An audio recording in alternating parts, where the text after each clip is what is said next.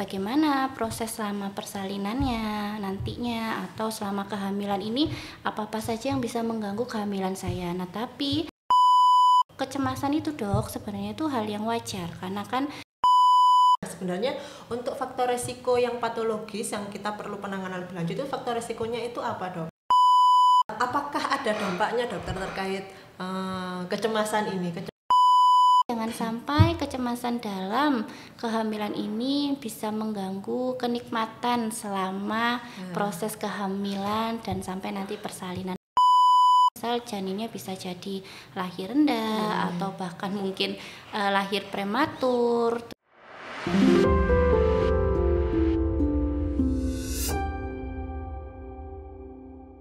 Assalamualaikum warahmatullahi wabarakatuh. Ketemu lagi dengan podcast Anamnesis bersama saya Dr. Hilma Suraya MHPE sebagai moderator. Anamnesis ini punya tagline seperti ini, FKUM punya cerita, ceritanya dimulai dari anamnesis. Ya. Kali ini kita akan berdiskusi, ngobrol banyak dengan Dr. Dita Loverita, spesialis obstetri dan ginekologi, yang mana beliau ini adalah juga dosen di Prodi Kedokteran Fakultas Kedokteran Universitas Negeri Malang. Mungkin kita sapa dulu Dr. Dita. Halo dokter, sehat? Halo dok, sehat alhamdulillah. Ya, kali ini topik yang akan dibawakan oleh Dr. Dita itu adalah kecemasan dalam kehamilan. Ini memang topik yang sangat menarik, terutama mungkin sebagai orang yang pernah hamil ini kan menjadi materi yang sangat relate karena memang sebagian besar ibu hamil itu kebanyakan merasa cemas selama kehamilannya. Itu. Nah, selamat menikmati podcast Anamnesis. Mari kita mulai untuk obrolannya. Ya. Dokter, ini kan topik hari ini adalah mengenai kecemasan dalam kehamilan. Nah, ini mungkin bisa dijelaskan sedikit mengenai apa itu kecemasan dalam kehamilan dan juga kira-kira ini seberapa banyak sih ibu hamil yang merasa cemas selama kehamilannya gitu. Monggo dokter. Okay. Iya, sebelumnya terima kasih Dokter Hilma. Jadi memang kecemasan dalam kehamilan ini bukan hal yang baru ya. Jadi dia memang sudah ada, cuman memang akhir-akhir ini banyak penelitian tentang kecemasan ini, terutama pada kecemasan dalam kehamilan ya. Nah, kecemasan dalam kehamilan itu apa? Jadi kecemasan dalam kehamilan itu adalah suatu perasaan khawatir yang dimiliki oleh setiap ibu selama kehamilan. Biasanya mereka khawatir tentang bagaimana proses selama persalinannya nantinya atau selama kehamilan ini apa-apa saja yang bisa mengganggu kehamilan saya. Nah, tapi kecemasan yang dimaksud di sini adalah hal-hal yang negatif itu dia muncul terus-menerus. Nah, ini nantinya yang akan bisa berdampak biasanya kepada tidak hanya pada ibu tapi juga bayinya gitu ya.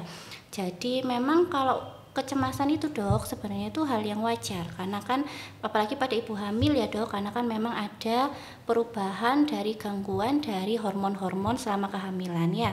Namun bila sampai mengganggu aktivitas, nah itu yang kita perlu garis bawahi atau kita perlu aware lebih lanjut ya bagaimana cara mengatasi kecemasan ini.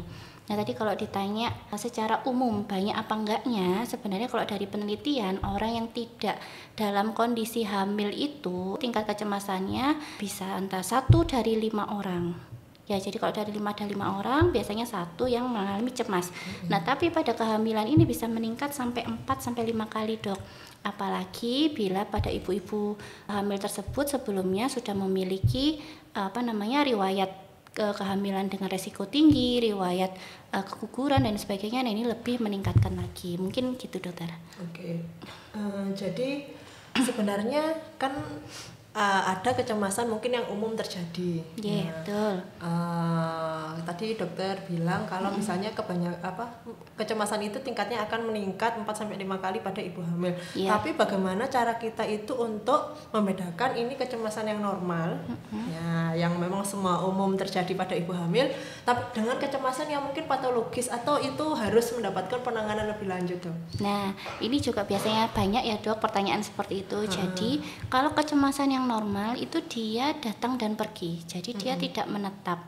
Nah, di sini kecemasan yang sangat patologis maksud saya, yang bisa mengganggu aktivitas sehari-hari. Jadi sampai ibunya tuh sulit tidur ya, sampai tidak ada nafsu makan dan lain sebagainya. Jadi untuk aktivitas sehari-hari itu dia terganggu, dan itu terjadi berulang-ulang terus-menerus. Jadi ada ketakutan atau kekhawatiran yang berlebihan yang muncul selama dalam fase kehamilan sampai nanti pada kehamilan. Bahkan ada yang terus sampai nanti setelah postpartum ya, atau setelah melahirkan itu kadang masih menetap di situ. Nah, itu yang perlu kita cermati di situ. Gitu, dokter. Jadi kemudian dari kecemasan tadi kita bedakan antara yang normal sama yang patologis yang perlu penanganan. Nah, sebenarnya untuk faktor resiko yang patologis yang kita perlu penanganan lebih lanjut itu faktor resikonya itu apa, Dok? Barangkali kita bisa mencegah gitu nih. Jadi memang untuk faktor resikonya ini banyak ya. Jadi mungkin aja dari ibunya sendiri juga memang sudah memiliki sebelumnya gangguan kecemasan sebelum hamil, dan itu bisa meningkat pada waktu hamil nanti ya, atau punya dari riwayat keluarga dan lain sebagainya. Nah, itu bisa lebih bisa meningkatkan dari tingkat dari kecemasan ini gitu, dokter. Iya, baik. Oke, kemudian apakah ada dampaknya, dokter, terkait kecemasan pada ibu hamil ini, baik mungkin yang normal ataupun yang patologis, itu terkait kesehatan ibu dan juga bayinya. Dampaknya apa, dokter? Dampaknya ini kita kalau bicara dampak itu kita lihatnya karena ibu hamil ya, dok. Jadi kita melihatnya dari dua sisi, yaitu yang pertama dari sisi ibunya, terus kemudian dari sisi bayinya. Kalau dari ibunya tentu saja kalau misalnya ada tingkat kecemasan yang meningkat, berarti kan tingkat stresornya tinggi. Nah, itu bisa mempengaruhi salah satunya yang paling gampang dilihat dari tekanan darahnya. Tekanan darahnya itu bisa meningkat pada ibu hamil. Nah, kalau sudah tekanan darah meningkat, otomatis dia juga bisa mempengaruhi kondisi janinnya juga. Contohnya misal janinnya bisa jadi lahir rendah atau bahkan mungkin lahir prematur. Terus habis itu juga mungkin nantinya ada perkembangan dari penelitian ya, ada yang waktu lahir ternyata bisa mempengaruhi psikologi atau emosi dari si anak yang di dalam kandungan, jadi anaknya lebih emosional atau lebih rewel gitu sih, dok, yang saya tahu. Jadi mempengaruhi juga terkait psikologis bayinya gitu ya. Iya, betul. Jadi tidak hanya di ibunya saja, tapi di bayinya juga ada pengaruhnya di situ. Utamanya yang paling gampang dilihat dari ibunya dulu. Ibunya pasti kemungkinan besar ada terjadi darah tinggi ya, karena kan tadi kan sampai sulit tidur, dok, di situ. Berarti bisa gangguan insomnia, tekanan darahnya tinggi, terus bahkan bisa berlanjut sampai ke pasca melahirkan atau namanya kita sebut depresi atau mood changes dari pasca melahirkan gitu. Jadi dok, bisa berlanjut ya sampai postpartum itu sampai yang semoga tidak terjadi pada ibu hamil di luar sana. Iya, ini, dok, biar terkait pencegahan. Jadi kira-kira apa yang harus dilakukan oleh ibu hamil itu sendiri agar terhindar gitu dari kecemasan yang patologis ya, terutama karena tadi Dokter Dita bilang itu bisa mempengaruhi aktivitas sehari-hari. Nah, kira-kira pencegahannya seperti apa? Nah, kalau kita bicara pencegahan, berarti kan kita harus tahu solusinya. Jadi kecemasan itu kan muncul pertama kali pasti dirasakan oleh ibu hamil ya, dok. Nah, itu waktu kecemasan itu muncul, langkah pertama adalah talk atau kita harus berbicara dengan yang terdekat ya. Nah, siapa sih yang terdekat ini? Yang utamanya dari keluarga atau kita dari family ya. Dari family di sini yang paling punya peranan penting itu sebenarnya dari suami. Jadi suami di situ memiliki peranan yang penting dalam mengatasi kecemasan ini. Jadi seperti suaminya mungkin bisa menemani ibu hamil selama kontrol atau periksa, atau bahkan ada selama hamil itu kan pasti ada keluhan-keluhan ya. Nggak tahu itu punggungnya sakit atau perutnya sakit atau nggak enak makannya. Nah, itu diharapkan peran suami di situ merupakan kunci utama untuk mengatasi kecemasan dari si ibu ini tadi. Nah, kalau misalnya suaminya sibuk, dok, bagaimana? Suaminya sibuk, kita bisa menyarankan untuk misalnya berkonsultasi kepada tenaga ahli. Nah, di situ biasanya kita konsultasi terkait itu siapa, bisa psikologi atau bisa psikiater, Dok, biasanya.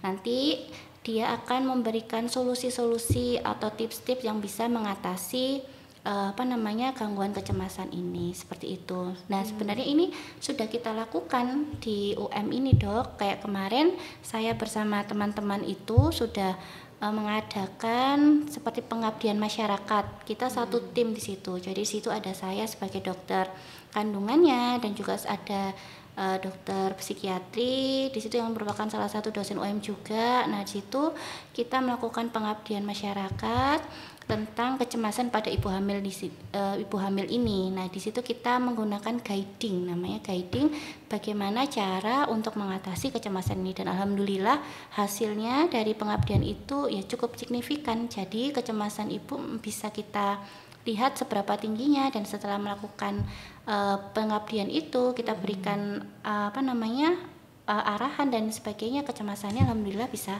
turun, agak sedikit menurun, seperti itu, dokter. Berarti yang sudah dilakukan oleh Dokter Dita dan tim itu salah satu strategi juga ya, namanya tadi guiding ya, berarti seperti memberikan arahan, kemudian mungkin penjelasan seperti itu ya, dokter, terkait kecemasan ini kepada ibu-ibu hamil, seperti itu. Ya, kalau misalnya untuk tenaga kesehatan sendiri, kira-kira kalau kita nanti ketika praktek seperti itu bertemu dengan ibu hamil nih, kira-kira dokter Dita ini bisa menyampaikan mungkin kita harus ngapain, dokter, sebagai tenaga kesehatan untuk menghadapi ibu hamil yang cemas ini? Kita posisinya sebagai tenaga kesehatan ya, Dok. Nah, kalau misalnya ada ibu hamil misalnya yang datang ke praktekan gitu, terus cemas, terus kemudian teman-teman sekalian ini sebagai dokternya di situ, utamanya yang pertama ditenangkan dulu, diajak berbicara. Kita harus mengajak berbicara pada ibu hamil ini. Kita harus tanya, apa sih yang membuat ibu ini cemas gitu ya. Selain misalnya ibunya di trimester 1 nih, Dok, biasanya kecemasan yang sering muncul adalah mual muntah yang berlebihan. Jadi ibunya tuh takut apakah bayinya dehidrasi dan lain sebagainya. Nah, itu kita bisa berikan advice ya, atau masukan bahwa memang mual muntah itu wajar di trimester ke-1 gitu. Caranya supaya kemungkinan dehidrasi ada ibu, tapi cara untuk mengatasi dehidrasi mungkin bisa minum yang banyak dan sebagainya. Jadi intinya itu diajak berbicara, komunikasi, terus ditenangkan. Kalau trimester kedua beda lagi, biasanya yang banyak itu karena perdarahan dan lain sebagainya. Nah, kalau perdarahan kita harus cari tahu dulu penyebab perdarahannya itu apa gitu ya. Nanti begitu, mungkin kalau misalnya di luar kompetensi teman-teman sekalian, bisa disarankan untuk monggo ibu untuk konsultasi dulu ke dokter kandungan dan sebagainya, atau kan sudah bisa USG ya, Dok. Nah, bisa dilihat dulu letak plasentanya atau ari-arinya bagaimana, memastikan penyebabnya. Kalau semua sudah teratasi ya kita sampaikan aja. Jadi lebih ditenangkan dulu ibu hamilnya supaya tidak terlalu muncul atau terlalu heboh gitu untuk kecemasannya. Mungkin seperti itu, dokter. Itu tadi untuk trimester 1 dan 2. Kalau untuk trimester 3 kira-kira kecemasannya kayaknya terkait persalinan ya, Dok, kan? Iya, betul. Takut ini kayak gimana melahirkan itu kayak menakutkan. Nah, itu kalau untuk trimester ketiga ini memang keluhannya biasanya yang paling sering adalah satu, kenapa sih kok nggak lahir-lahir ini. Nah, sudah lewat dari masa kehamilannya ternyata tidak lahir. Nah, itu biasanya kecemasannya tinggi pada ibu-ibu hamil di situ. Nah, di situ kita harus mengevaluasi si ibu ini. Kita harus ngasih tahu, oh ternyata ini loh Bu penyebabnya, mungkin kontraksinya yang kurang atau dari USG posisinya yang kurang. Tapi kita bilang, tapi ketubannya masih cukup. Nanti ini bisa Bu mungkin diserahkan atau konsultasikan ke dokter kandungan. Nah, seperti itu ya. Atau biasanya kalau bisa saya sarankan nih, Dok, ke beberapa ibu yang kecemasannya tinggi, saya selalu bilang jangan melihat video persalinan. Sudah percaya saja sama tenaga kesehatan yang menangani. Nah, karena kenapa? Karena tidak semua yang tersebar video-video itu adalah dari sumber yang benar. Mungkin seperti itu dok. Jadi selalu saya tekankan tetap tenang, berdoa, meminta izin sama suami dan sebagainya, selalu didampingi suaminya, mendampingi, terus kemudian selalu percaya sama dokter atau bidan yang menangani selama selama kehamilan sampai persalinan gitu. Oke, alhamdulillah ini banyak sekali sharing-sharing dari Dokter Dita terkait kecemasan dalam kehamilan, bagaimana strategi menghadapinya, baik itu kita sebagai ibu hamil misalnya ataupun juga kita sebagai tenaga kesehatan. Nah, mungkin ini sudah di akhir nih dok.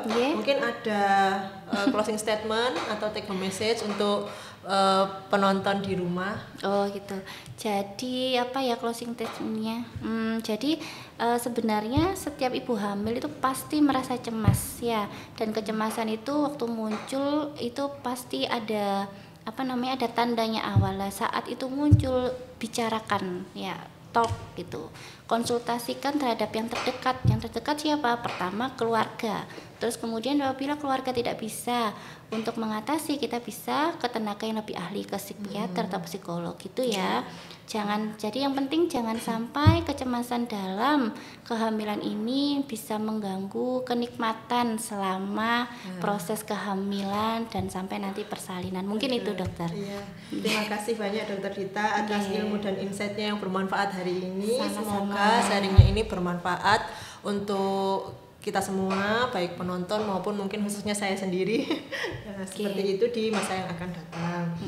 Untuk teman-teman penonton YouTube Anamnesis FKUM, nah ini ada tadi Dokter Dita memberikan closing statement bahwa kita itu harus mendukung secara emosional, secara moral dan dukungan yang lainnya kepada ibu hamil, karena dukungan sekecil apapun itu sangat berarti untuk ibu hamil menghadapi kehamilannya itu sendiri, agar nikmat tadi ya dok ya, nikmat selama hamil, dan tidak takut saat menjelang persalinan seperti itu.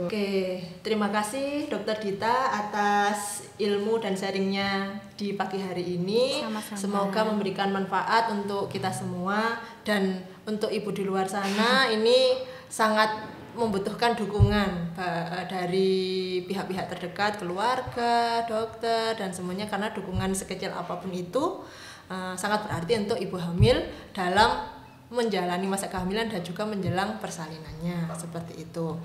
Akhirnya kita sudah sampai di ujung podcast ini. Ya, saya selaku moderator undur diri. Sampai jumpa di episode-episode berikutnya. Assalamualaikum warahmatullahi wabarakatuh. Anamnesis, salam sehat.